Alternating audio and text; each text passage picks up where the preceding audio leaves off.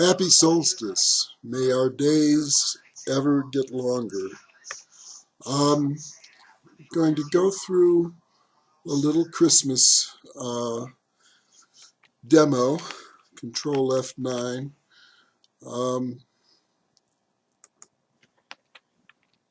Control F9, if I can hit the right keys.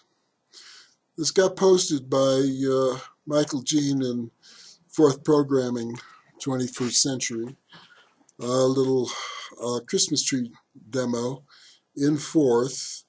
And then Michael Jean gave the demo in some APL, sort of challenging me.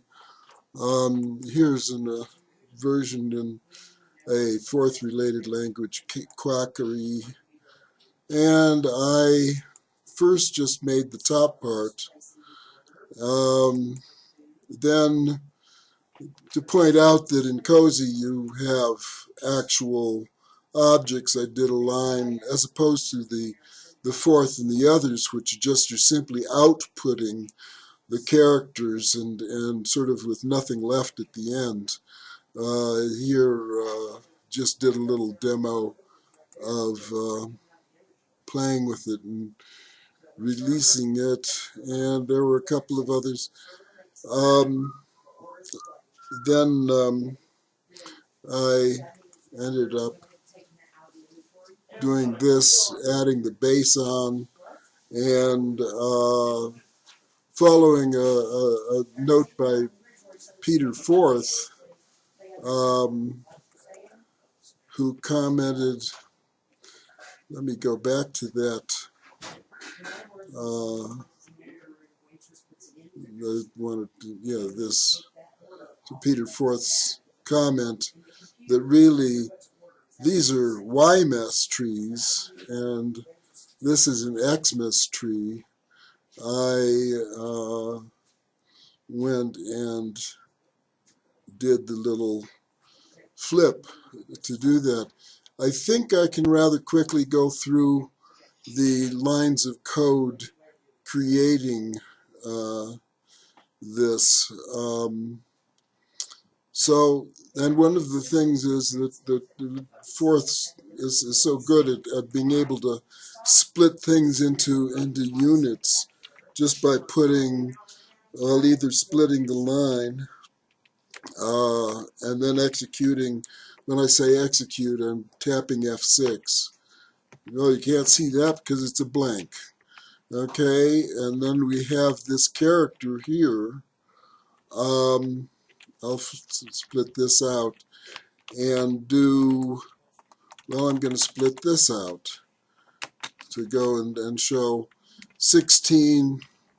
The Undestroyer 16 is a naked 16 on the x86 stack, so the underbar there turns it into a CoSy object. But in any case, IOTA gives you an address space of that many, the index into an address space. So the 16 IOTA produces, and then take each, right, I'll split it here. Okay, let's see, this takes each, which is each of the 1 through 16, and it takes that many blanks followed by the tilt character. So we have that, okay, and actually, since that first line is empty, that gets cut off. If I put here, I just dropped that, cut that first line, one line from the beginning, and then this is catenating. Oh, that blank that's been sitting over here actually all this time. And I see I've been noticed that down here on the stack, those blanks are sitting. Let me empty the stack. I just executed a couple of times. But here it goes and attaches those blanks to each of these and it's minus 16, so it actually goes and replicates the leading character to flesh it out to 16 each. So we have that, and our 0 is always whatever the last result was. So it's that value there. And then to get the other side, leaving that R0 on there, well, I flip this out here, and let me come to this point in this line where I've essentially done pretty equivalent, but going and it's 16 instead of minus 16, so this is filling the blanks at the end. That R0, when I glue these together, and I re-execute this first line, so R0 is that, and then CL is concatenate listwise, and if they're the same type, if they're character strings or a simple vector, it just brings them, concatenates them into a still simple list. And so here we are, and it's now got these two lists, and it's bringing them all together dyadically, is the old APL, and it's also saving that. So now I've constructed, well, that's the first part of the demo. And now, why am I doing this? Let's see what happens when I do this. Oh, that's when I did that little business. Yeah, I see concatenating and so forth. In any case, getting past that, I made the bottom part.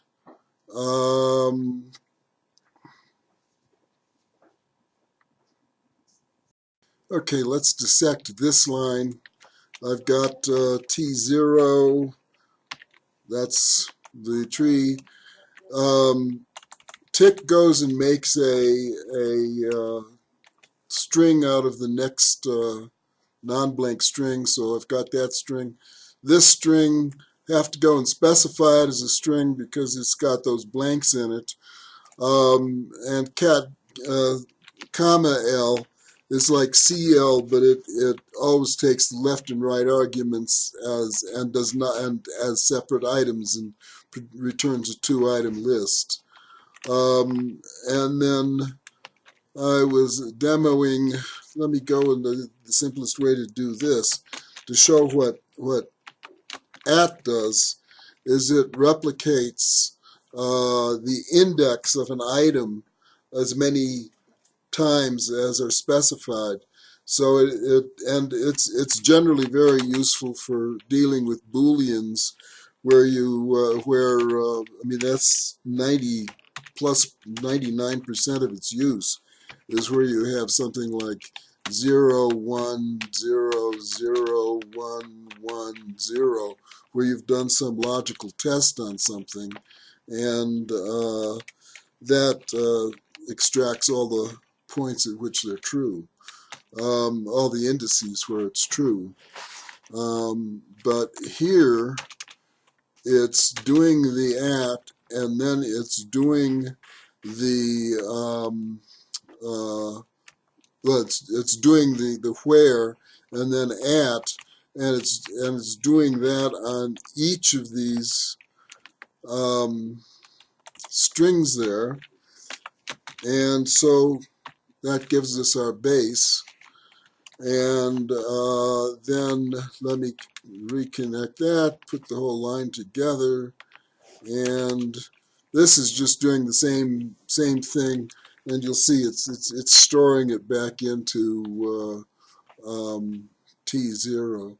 So here we have our Y-mass tree, and then if we flip that, and let me show you what just flipping looks like. Well, it's kind of hard to see because each one of those items is a separate item. If I go and I can show what doing the comma slash on each of these lines is. That, it's still, oh, that's because I got this in here, no wonder, yeah. Okay. There, it's got it, but it's backwards. So throw in the reverse on each line, and we've got our Xmas tree. And so that is my demo here at Sunday the 22nd. Okay, Merry Christmas and all the other holidays that are related to the Northern Hemisphere shortest day. The days are getting longer now. Happy 2020.